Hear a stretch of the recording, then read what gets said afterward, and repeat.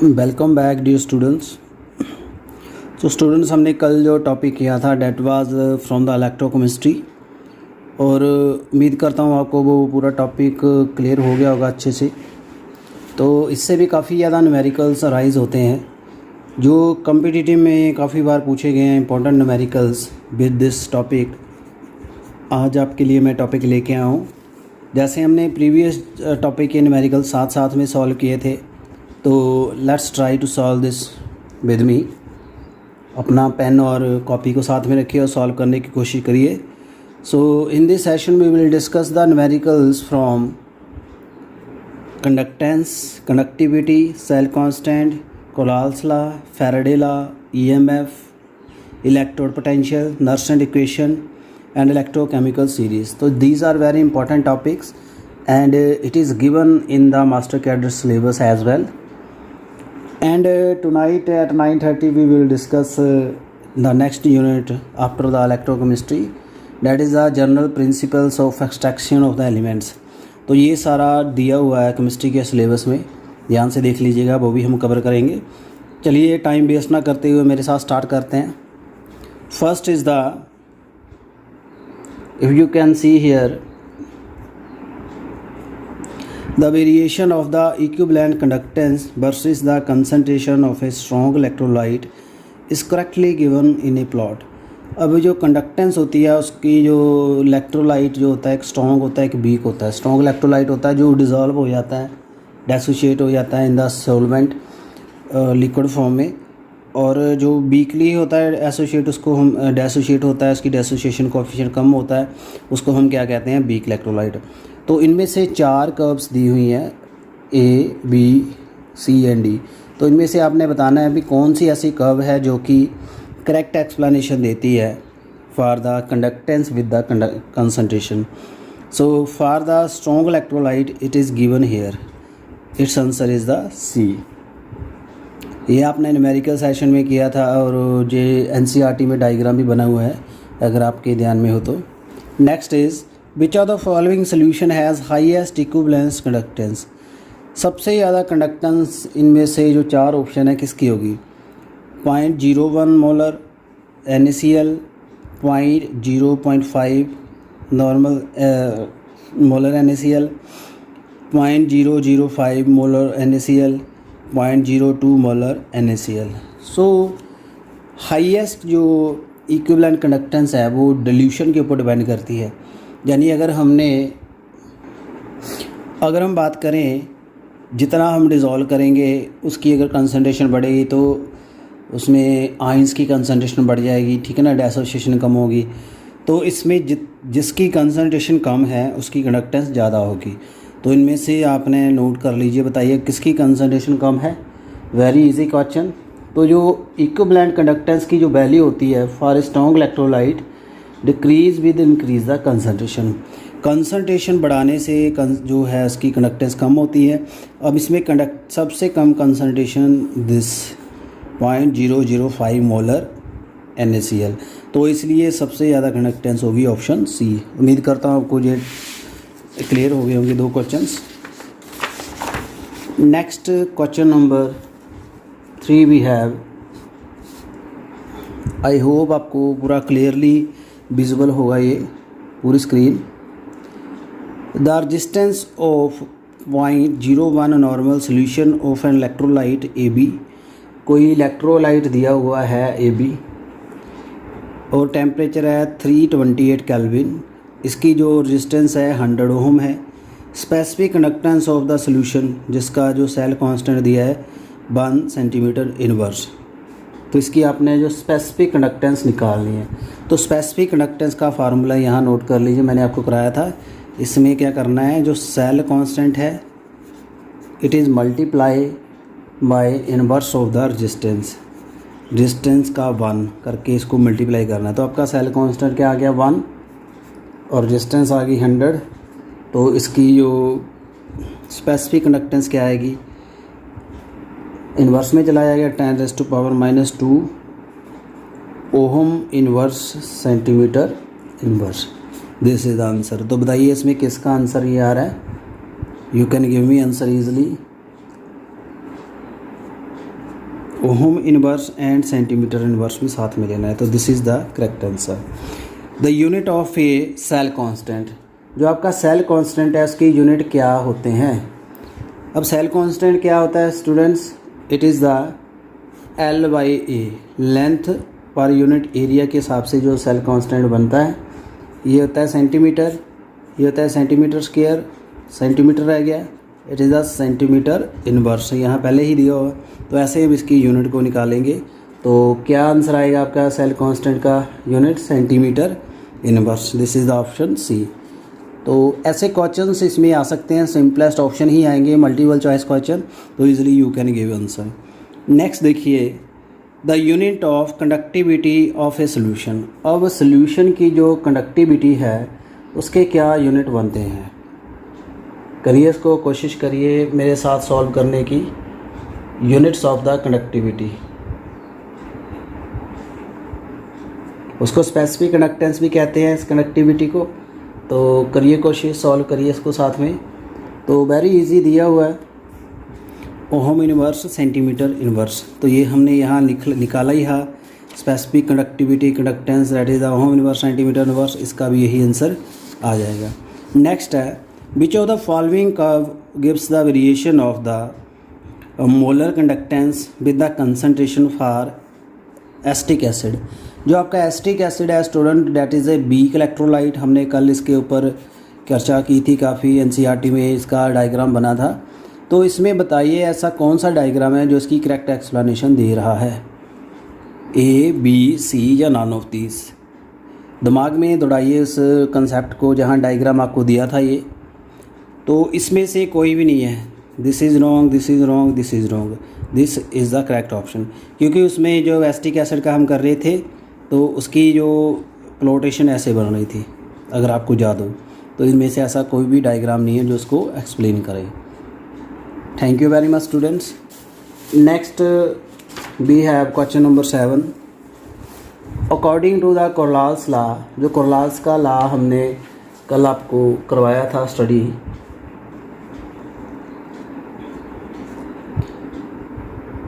One second,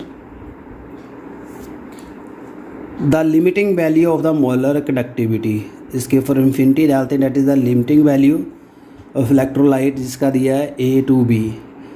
ए के 2 atom हैं, B का 1 एटम है, उसका करेक्ट फार्मूला क्या बनेगा। तो इंडिपेंडेंट माइग्रेशन ऑफ आयन का जो कोरलाल्स का लॉ है उसमें दोनों की जो लिमिटिंग कंट्रीब्यूशन एक एक की साथ में जाती है, कैटायन एंड एनायन की। तो इसमें 2 एटम है तो ये साथ में आ जाएंगे, तो दोनों को एडिट देखा जाता है, ऐड किया जाता है। तो इसलिए दिस इज़ द करेक्ट, ए के 2 आगे आगे, इसका एक ही है, तो D is the correct option.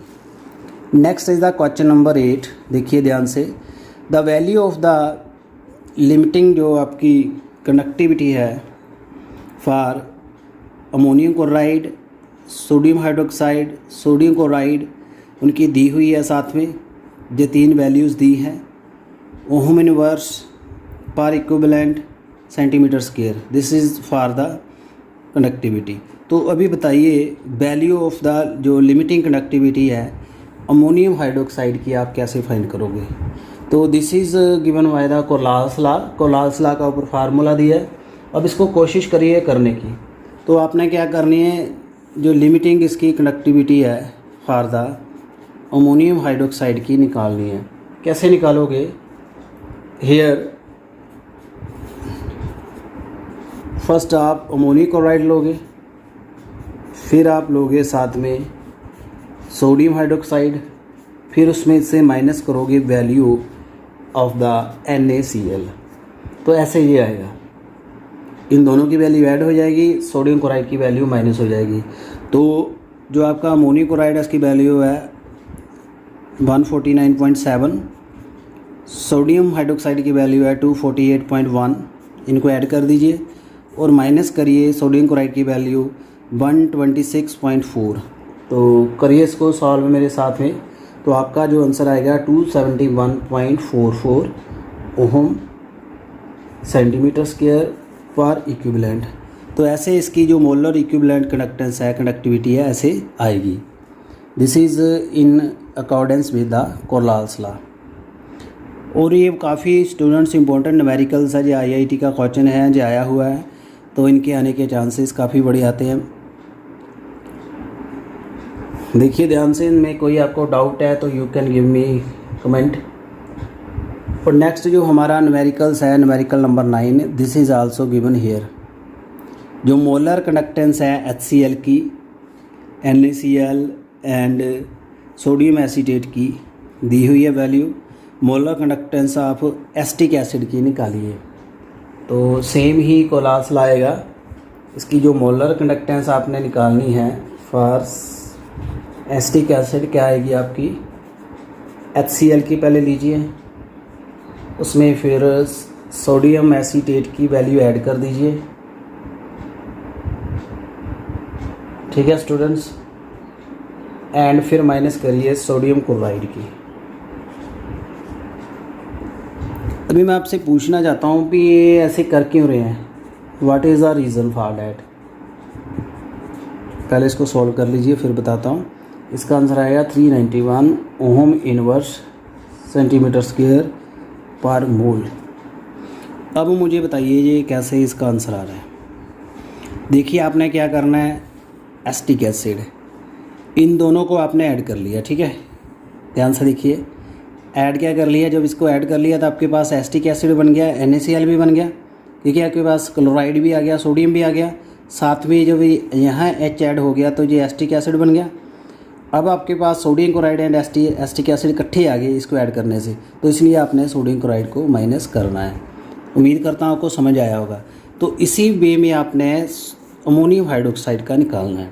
Ammonium hydroxide students कैसे बनता है, जब आप OH ग्रुप इसके साथ लगाओ और जब इसके साथ लग जाएगा आपके पास ये क्लोराइड आ जाएगा, इस साइड का सोडियम आ जाएगा, NaCl यहाँ से बन गया, इसलिए आपको NaCl माइनस करना पड़ रहा है। तो बहुत ही इजी मेथड है। इजी मेथड कैसे है, आपको क्या करना है, आपने इसका कंस्टीट्यूएंट देखना है। इसका कंस्टीट्यूएंट आपको कैसे मिलेगा, जब आप HCl को ऐड करोगे। ठीक है ना स्टूडेंट्स, जब आप इसको ऐड कर दोगे इसके साथ तो आपका ये निकल जाएगा बाहर। जब ये बाहर निकलेगा तो दूसरा NaCl बन गया, ईजिली इसको बाहर करोगे तो आपको 3 ऑप्शन होंगे इसमें। जो आपका थर्ड ऑप्शन होगा डैट विल बी सब्स्टिट्यूएंट, जो इनकी एडिशन से बाहर निकलेगा उसकी वैल्यू आपको साथ में दी होगी, इसलिए आपने इसको माइनस करना है। और उम्मीद करता हूँ आपको ये न्यूमेरिकल नंबर 9 क्लियर हो गया होगा, कोई आपको इससे कोई कन्फ्यूज़न नहीं होगी। Thank you students. Next we have numerical number 10, value of the जो molar conductance for KCl KNO3 दी हुई हैं। ठीक है ना, आल्सो क्लोराइड की दी हुई है। आपने NO3 नेगेटिव आयन की निकालनी है, this is also same thing. तो इसमें लगाने की कोशिश करिए। मोलर कंडक्टेंस आपको पूछ रहा है NO3 नेगेटिव आयन की निकालिए, तो उसमें क्या करोगे, KNO3 की वैल्यू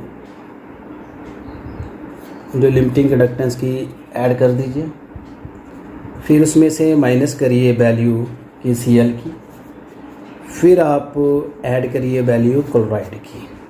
ये फार्मूला बनना है, क्योंकि हमें तीनों की दी हुई है, हमारे पास इसकी वैल्यू नहीं है, हमने ये फाइंड करनी है। पोटेशियम नाइट्रेट की वैल्यू हमें दी हुई है, देखिए कौन सी वैल्यू है, दिस इज़ 154.96। KCl की दी हुई है 149.86। क्लोराइड की दी हुई है, क्या दी है क्लोराइड की 71.44। ठीक है स्टूडेंट्स, अब हमने ऐसा क्यों किया है, देखिए ज़रा ध्यान से। सॉरी, यहाँ पे माइनस आना है और यहाँ प्लस आना है।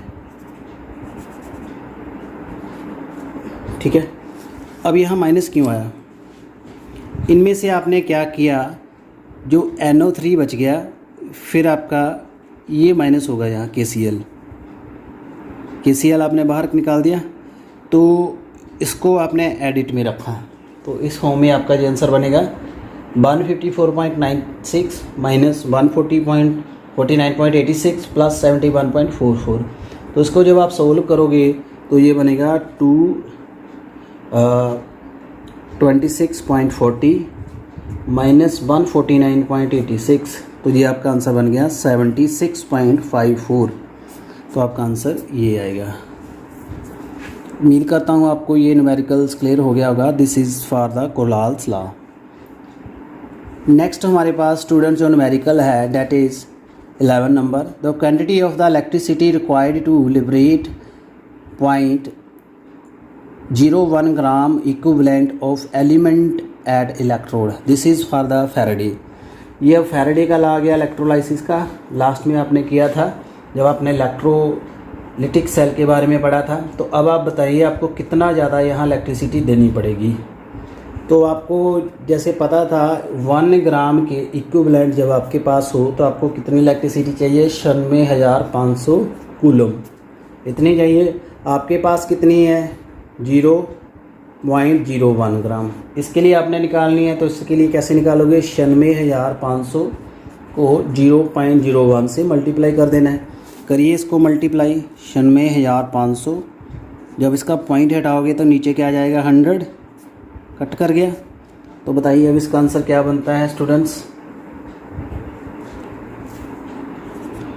965। This is the option C. तो ऐसे आप इसको निकालोगे। Unit of the electrochemical equivalent, जो इलेक्ट्रोकेमिकल इक्विवेलेंट है उसके यूनिट कैसे आप फाइंड करोगे, बताइए इसको ज़रा।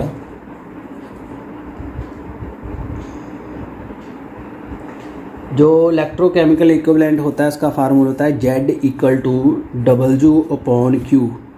W आपका होता है वेट ऑफ सब्सटेंस डिपॉजिट। जब आप इलेक्ट्रिसिटी गुजारते हो तो इलेक्ट्रोड के ऊपर कितना सब्सटेंस डिपॉजिट होता है, वेट ऑफ सब्सटेंस डिपॉजिट।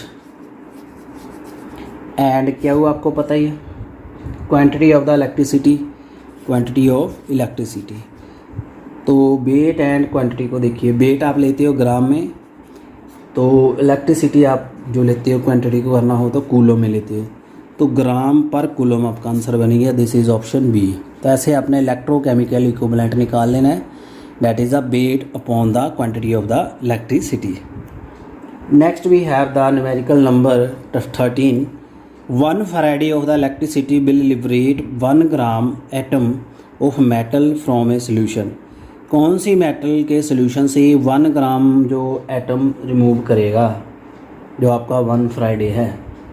तो कैसे आपने इसको करना है, इनमें से ऑप्शन आपको 4 दिए हैं।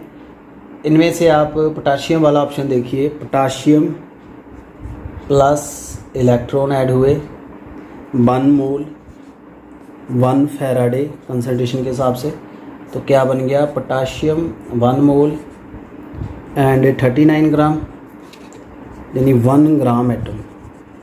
यानी इसके साथ जब इलेक्ट्रॉन लिबरेट हुए 1 मोलर कंसंट्रेशन थी, तो यहाँ फैराडे 1 था, यहाँ कितना रह गया, 39 ग्राम। तो इसका आंसर आपका क्या बन गया स्टूडेंट्स, KCl। क्योंकि इनमें जो कंसंट्रेशन है वो इक्विवेलेंट चल रही है। 1 एटम है, इसमें 1 एटम है, इसमें 2 हैं, इसमें 1 एटम है, इसमें 4 हैं, ठीक है ना, इसमें 1 है, इसमें कोलाइड के 3 हैं। तो इसमें जो सिमेट्री नहीं बन रही, तो इसमें जो एग्जैक्ट प्रोपोर्शन बन रही शुभ 1 की, इसी में आ रही है। तो this is the correct answer for the question number 13। Next is the question number 14। What is the weight of the copper. Copper का क्या वेट है जो डिपॉजिट होता है जब 2 फैराडे इलेक्ट्रिसिटी पास की जाती है क्यूप्रिक साल्ट से। क्यूप्रिक साल्ट का सलूशन है, जब उससे इलेक्ट्रिसिटी पास करेंगे तो क्या होगा। तो इसके लिए आपको कॉपर 2 पॉजिटिव प्लस 2 इलेक्ट्रॉन, ठीक है, 2 इलेक्ट्रॉन आ गए, इट मीन 2 फैराडे आ गया। कॉपर 1 मोल 65.5 ग्राम, ये इसका वेट है कॉपर का। तो बताइए अब क्या आंसर बनता है इसका। This is the exact wait, क्योंकि 2 इलेक्ट्रॉन गए हैं, 2 फैराडे के हिसाब से चला गया चार्ज के हिसाब से, तो कितनी कंसंट्रेशन बची, 63.5 ग्राम इसकी वैल्यू आएगी। Next is the for how long 2.5 ampere of current is passed to supply 54,000 coulomb of charge. कितना जो चार्ज आपको देना पड़ेगा, एम्पियर करंट देना पड़ेगा अगर आपने 54,000 की सप्लाई का चार्ज देना है। तो इसका कैसे आप आंसर निकालोगे? आपको पता है जो क्यू है that is I into T, coulomb equal to I into T. T आपका क्या आ गया? Q upon I. 54,000 तो आपका करंट कितना आ गया? 2.5। तो इसको करिए सॉल्व। 54,000 इसका जो पॉइंट है ऊपर चला गया 10, 25 आ गया यहाँ पे। ठीक है स्टूडेंट्स, और ये कैसा कितना आंसर बना यहाँ पे?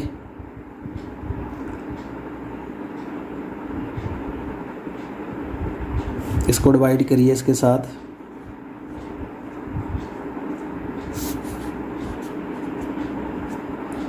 टू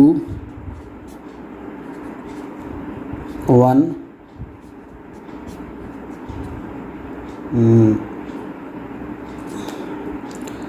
4 5 6 लास्ट में आपके 0 आ गए। ठीक है, तो ये आपका बनता है 216 सेकंड। इतने सेकंड बने। इसके आप अभी घंटे बनाओगे, इसको 3600 से डिवाइड कर दीजिए तो आपके आ जाएंगे 6 आवर। तो इसका आंसर क्या आएगा? 6 आवर। 2.5 चार्ज आप करंट आपको देना पड़ेगा 6 घंटे के लिए, इसलिए आप 54,000 कूलम का चार्ज पास करा पाओगे सोल्यूशन में से। आई होप आपको क्लियर हो गया होगा। This is also in accordance with the Faraday law. On passing the C ampere of electricity through an electrolyte solution for T second के लिए, एंड मेटल का वेट जो है डिपॉजिट होता है कैथोड के ऊपर, तो उसका जो इक्विवेलेंट वेट है उसको कैसे लेते हैं? इक्विवेलेंट जो वेट है उसका फार्मूला क्या बनता है? तो इक्विवेलेंट वेट का फार्मूला आता है E के हिसाब से। E equal to 96,500 into metal weight concentration into the time. तो इसलिए आपका आंसर क्या बनता है? C। ये आपने याद कर लेना है इसे। आप पर हमने किया ही ऐसे न्यूमेरिकल, तो this is the exact formula for that. So student, these are the numericals from the Faraday law of the electrolysis. और उम्मीद करता हूँ आपको ये न्यूमेरिकल्स अच्छे लगे होंगे, पसंद आए होंगे, और आप कॉम्पिटिटिव के न्यूमेरिकल भी सॉल्व कर पाओगे इससे। नेक्स्ट देखिए question number 17। 0.5 Faraday of electricity pass through the 500 ml of copper sulphate. Amount of copper कैसे डिपॉजिट कितना हुआ? ये वही है जो आपने पीछे पढ़ा है। तो आपको क्या आ गया? कॉपर सल्फेट का फार्मूला आपको पता ही है। तो कॉपर में क्या होता है? कॉपर 2 पॉजिटिव, इसी में से इलेक्ट्रिसिटी आएगी। तो इसमें क्या हुआ? 2 इलेक्ट्रॉन आएंगे ना, फिर 2 इलेक्ट्रॉन कॉपर बन जाएगा फिर। तो इसलिए आपके पास 2 फैराडे आएगा। ठीक है, 2 फैराडे के हिसाब से इसका आंसर बनेगा। तो 2 फैराडे 3.5 ग्राम जो है कॉपर को डिपॉजिट करवाएगा। तो this is the exact answer. Next is on passing the 3 faraday of electricity through the 3 electrolytic cell connected in series. 3 cell को जोड़ा गया सीरीज़ में। इसमें एक है सिल्वर, कॉपर, एल्युमिनियम, इसमें जो इलेक्ट्रोलाइट्स हैं। मोलर रेशो कैसे आएगी जो लिबरेट हो रही है ऑन द इलेक्ट्रोड? तो ये रेशो आप कैसे फाइंड करोगे? तीनों को सीरीज़ में जोड़ा है। पहले अगर आप सिल्वर की बात करोगे तो सिल्वर में 1 इलेक्ट्रॉन आता है, बन गई बात। उसके बाद आपका आता है, सॉरी यहाँ पे कैल्शियम दिया है, कैल्शियम के 2 हैं, 2 इलेक्ट्रॉन आगे, कैल्शियम बन गया। एल्युमिनियम के 3 हैं, 3 इलेक्ट्रॉन आगे, एल्युमिनियम बन गया। तो अब क्या 3 फैराडे लिबरेट होगा 1 mole of aluminium. 1 mole aluminium का जब होगा तो 3 फैराडे आएगा। तो 3 मोल of the silver, and silver के कितने बन गए यहाँ पे? 3 फैराडे सॉरी क्या करेगा? Liberate 1 mole of aluminium. 3 Faraday के लिए 1 मोल एल्युमिनियम का बन गया, एंड 3 मोल ऑफ सिल्वर का होगा, एंड 3/2 ऑफ द कॉपर। तो ऐसे ही रेशो बनेगी, क्योंकि आपने उस 3 जो फैराडे है उसको पूरा डिवाइड करना है। तो कैसे डिवाइड होगा यहाँ पे? 3/2 एंड 1। इसकी रेशो जब निकालोगे 6:3:2 क्रॉस मल्टीप्लाई करके, तो ऐसे इसकी रेशो बन जाएगी। आई होप आपको स्टूडेंट्स ये क्लियर हो गया होगा टॉपिक। जब आप इसकी रेशो के हिसाब से इसको डिवाइड कर लोगे तो टोटल आपका 3 फ्राइडे बच जाएगा। मैं उम्मीद करता हूँ आपको रेशो वाला फार्मूला आता होगा। Next is the charge required for reduction of 1 mole of the chromate ion to the chromate 3 positive. तो इसको इस फॉर्म में रिड्यूस करने के लिए आपको कितना चार्ज चाहिए, बताइए इसका आंसर। तो डाइक्रोमेट जो है आयन, इसमें आपको 6 इलेक्ट्रॉन लगेंगे, तो आपके पास 2 क्रोमेट आयन बनेंगे। रिडक्शन ऑफ द 1 मोल जो आपको है, इसलिए 6 इलेक्ट्रॉन जा रहे हैं तो 6 मोल बनेगा। तो एक के लिए 96,500 है, 6 के लिए क्या आएगा, 96,500 को 6 से मल्टीप्लाई कर देना है। This is the answer number D. उम्मीद करता हूँ आपको क्लियर हो गया। तो जो फैराडे का लॉ है इक्विवेलेंट टू द इलेक्ट्रॉन, जितने इलेक्ट्रॉन लिबरेट होंगे उतना ही फैराडे आपने लेके चलना है। This is the very simple thing. Next is the question number 20। How long 2 ampere of current pass to supply the 7200 coulomb of charge. Very easy question. तो इसमें भी आपने T/I कर देना है। 7200 को 72,000 है, इसको डिवाइड कर देना अपने 2 से, 36,000 बन गया। तो 36,000 सेकेंड बन गए। इसका मीनिंग है 10 घंटे। तो इसका आंसर क्या आएगा, 10 घंटे। 3600 से डिवाइड करना है फिर हमने, तो इसके कितने बच जाएंगे, 10 घंटे। Next is the passage of the 10,800 coulomb of electricity through the electrolyte deposit 2.977 gram of metal which atomic mass इतना दिया हुआ है। The charge on the cation. अब चार्ज कैसे निकालना है जी, अगर आपके दिमाग में वो फार्मूला मैंने आपको करवाया है तो बताइए इसको कैसे करोगे। तो इसमें आपका फार्मूला, जैसे आप मेटल की बात कर रहे हो ना स्टूडेंट्स, इसमें मेटल के n इलेक्ट्रॉन, यहाँ n चले गए तो मेटल बन गई। तो वेट कितना गया, 106.4 ग्राम। इसके लिए जो मेटल के लिए आपको कितना चार्ज चाहिए, इतनी अपने डिपॉजिट करनी है। n × 96,500 कितनी डिपॉजिट हुई है, 2.977 ग्राम। तो इसके लिए आपको कितना बनेगा, n × 96,500 106.4 2.977 को इससे मल्टीप्लाई कर देना है। तो ये लंबी कैलकुलेशन है, इसको करिएगा साथ में। मैं डायरेक्टली आपको आंसर दे देता हूँ। That is hall equal to the 4, approximately 4 आएगा। तो दिस इज़ द आंसर। तो इसका रिलेशन आपके चार्ज के हिसाब से भी है, एम्पियर करंट के हिसाब से भी है, इलेक्ट्रिसिटी के हिसाब से भी है, कंसंट्रेशन के हिसाब से भी है। जैसे इस फॉर द फैराडे। तो अगर आप फैराडे के लॉ दोनों जानते हो, आपको फार्मूले आते हैं, you can give answer. Kohlrausch law के लिए कोलास का फार्मूला आता है, you can give answer. Next is the how much of quantity of electricity has to be passed through the 200 ml of 0.5 molar copper sulphate solution to completely deposit copper. तो ये भी समझ आ गया, इसको भी आप आराम से करोगे। मैं तो चाहता हूँ आप अपने द्वारा ही इसको कोशिश करिए करने की। कॉपर सल्फेट दिया हुआ है, ट्राई करिए इसको। चलो करवा देते हैं आपको। मोल्स ऑफ कॉपर सल्फेट में आपको कितना दिया हुआ है, 200 कंसंट्रेशन पॉइंट, ये 10⁻³ में आ गया, 0.1 मोल आ गया। कॉपर 2 पॉजिटिव है, इसमें 2 इलेक्ट्रॉन आएंगे तो कॉपर बन जाएगा।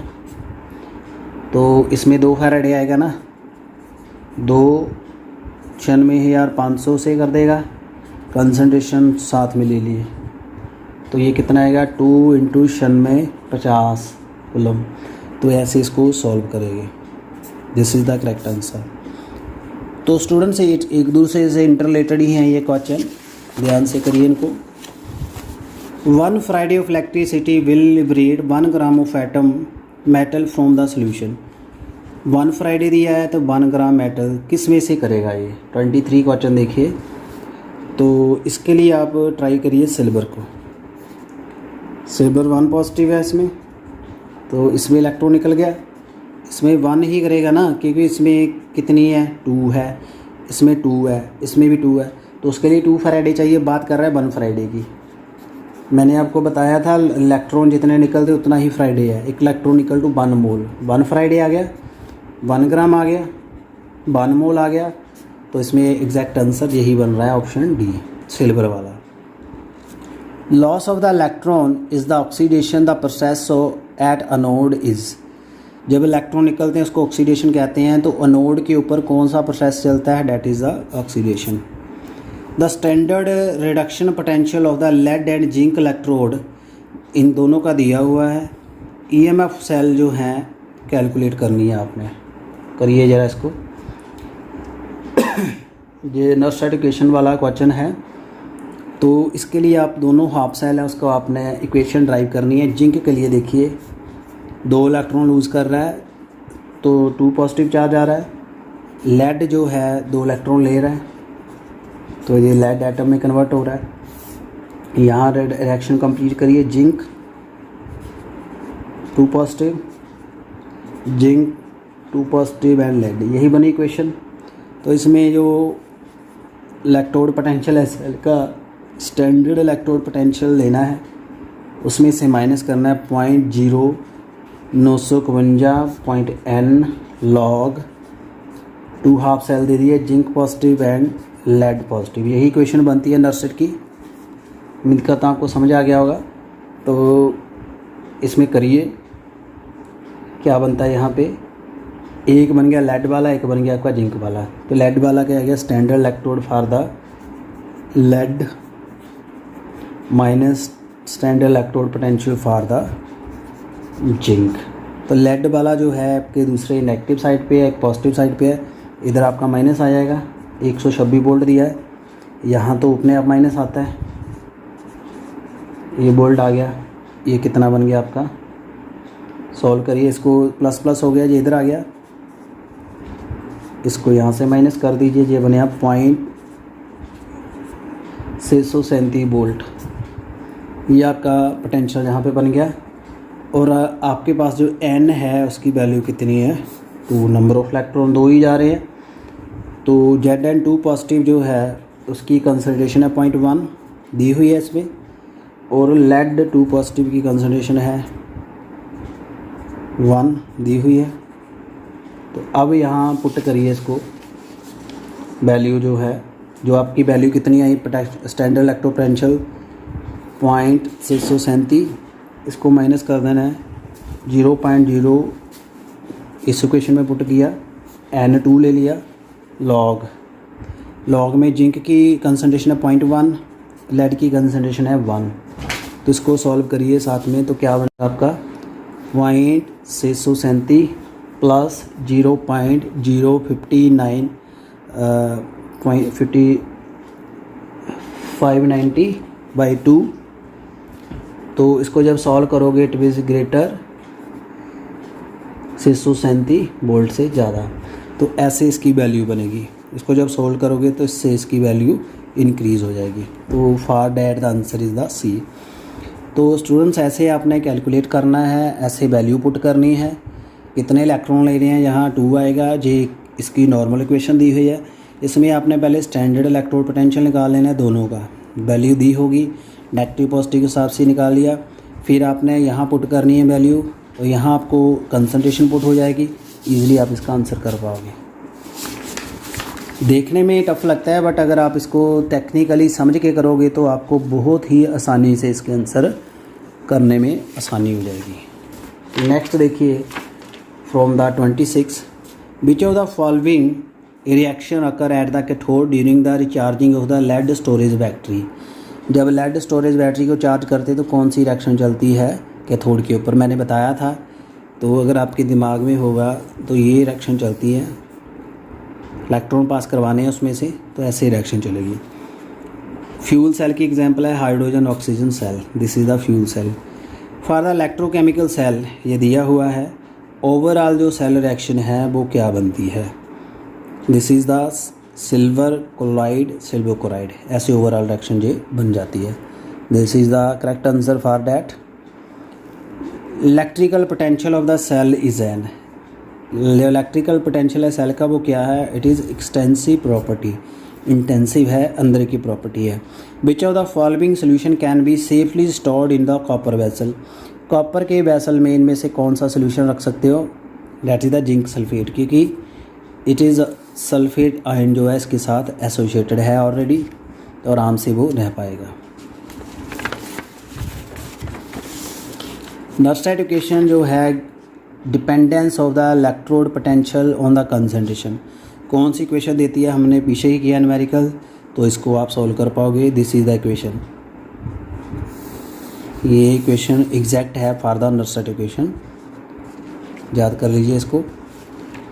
गिवन डैट, इसमें आपको दिया हुआ है पोटेंशियल, व्हाट इज़ ट्रू, इससे आपको क्या पता चलता है, 32।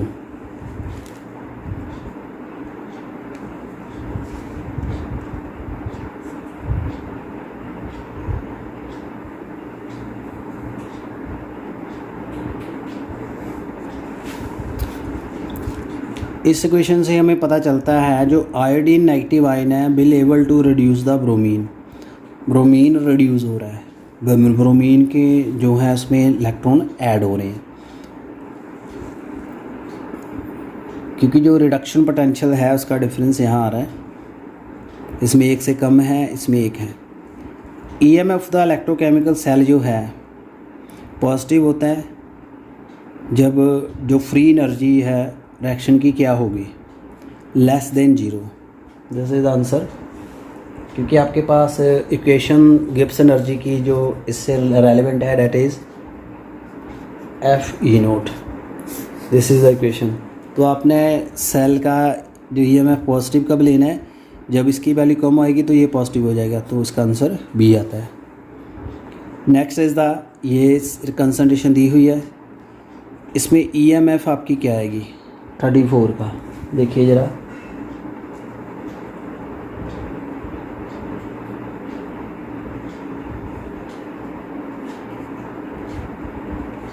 तो इसमें नर्सरी इक्वेशंस में पुट कर देना आपने,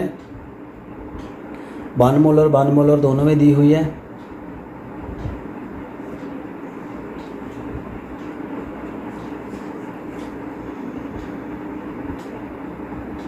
और जब इसका स्टैंडर्ड रिडक्शन पोटेंशियल जो कॉपर का है वो जिंक से ज़्यादा है, ठीक है स्टूडेंट, रिडक्शन पोटेंशियल कॉपर का जिंक से ज़्यादा है पोटेंशियल, तो this is the for that, तो इसलिए इसकी वैल्यू क्या आएगी negative, that is the correct option B. Next is a galvanic cell is set up from a zinc bar, और उसका वेट है 100 gram, 1 litre 0.1 molar copper sulphate solution है इसमें।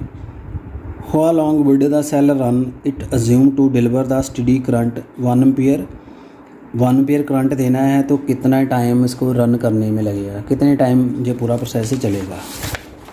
ये बहुत आसान क्वेश्चन है 35, इससे रेलेवेंट हमने पहले किए हैं, तो इसमें रिएक्शन बना लीजिए। जिंक जो है आपका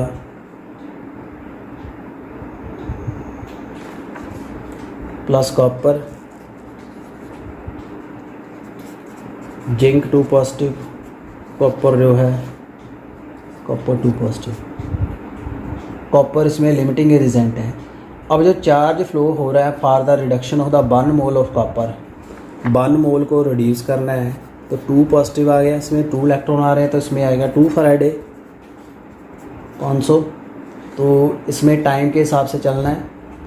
तो क्वांटिटी ऑफ द इलेक्ट्रिसिटी जो है 3600 टी इंटू सी, तो टी क्या आ जाएगा आपका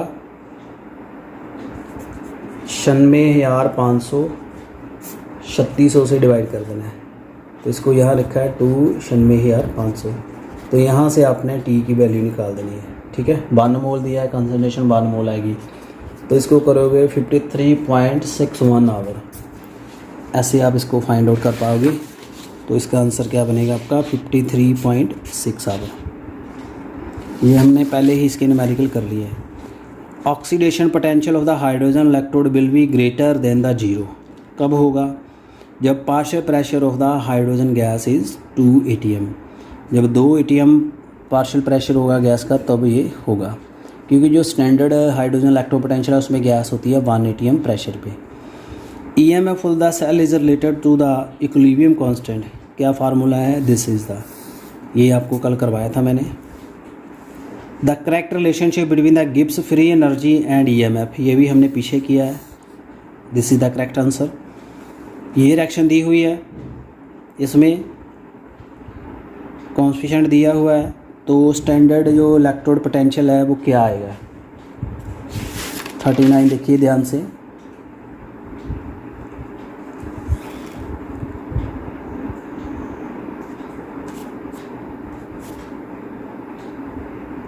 इक्विलिब्रियम कांस्टेंट भी दिया हुआ है, delta G equal to -RT log Kc, log Kc यहाँ आ जाएगा। तो इसमें वैल्यू पुट करोगे जब गैस कांस्टेंट वगैरह करके, तो आपको आंसर यहाँ आराम से मिल जाएगा। तो इसमें आपको इसको पुट करना पड़ेगा वैल्यू को, तो आपका आंसर आ जाएगा।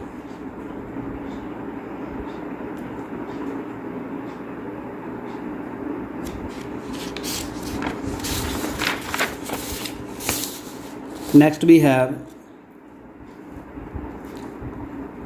what is the electrode potential of the iron 3 positive to iron electrode in which concentration जो Fe3 फेरिक की 0.1 मोलर है, तो इसका पोटेंशियल दिया हुआ है, तो बताइए इसका answer. Next we have the question number 40, what is the electrode potential of the iron plus 3 positive iron electrode in which the concentration Fe3 की जो है 0.1 मोलर है, और स्टैंडर्ड इलेक्ट्रोड पोटेंशियल इसका दिया है 0.771 वोल्टेज पॉजिटिव। तो उसके लिए भी नर्सर एडुकेशन लगनी है, इसमें स्टैंडर्ड इलेक्ट्रोड पोटेंशियल से ये चीज़ें माइनस करनी होती है, ये आपको मैंने करवाया था। और इसमें जो उसकी कंसनट्रेशन ऊपर वाली फर्स्ट रखनी है 1, तो दूसरी जो आपकी इसकी कंसनट्रेशन है 0.1 आएगी, तो इसमें पुट कर दिया आपने, ठीक है।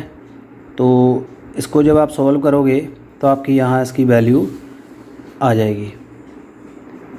तो इसमें यहाँ ये वैल्यू इस पुट कर देनी है 0.771,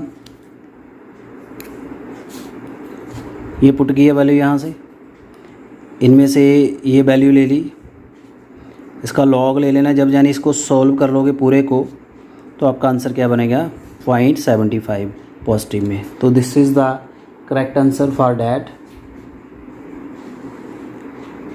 एंड नेक्स्ट भी है 41, फ्लोरीन जो वेस्ट ऑक्सीडाइजिंग एजेंट है, क्यों, क्योंकि इसका है हाईएस्ट स्टैंडर्ड रिडक्शन पोटेंशियल, क्योंकि जो इलेक्ट्रोकेमिकल सीरीज़ में जो फ्लोरीन है सबसे ऊपर आता है, इसका सबसे ज़्यादा रिडक्शन पोटेंशियल है। जिसका सबसे ज़्यादा रिडक्शन पोटेंशियल है वो बेस्ट ऑक्सीडाइजिंग एजेंट है, जिसका सबसे कम रिडक्शन पोटेंशियल है वो बेस्ट रिड्यूसिंग एजेंट है। ये कल मैंने बताया था। सबसे अच्छा तरीका कौन सा है रस्ट को बचाने का, आयरन को जंग से बचाने का सबसे अच्छा तरीका कौन है, मेकिंग आयरन कैथोड, आयरन को कैथोड बना दीजिए। तो student this was today session, कैसा वीडियो लगा काइंडली कमेंट करिएगा, और बाकी के वीडियो के लिए भी चैनल के साथ बने रहिए। Thank you very much and stay happy.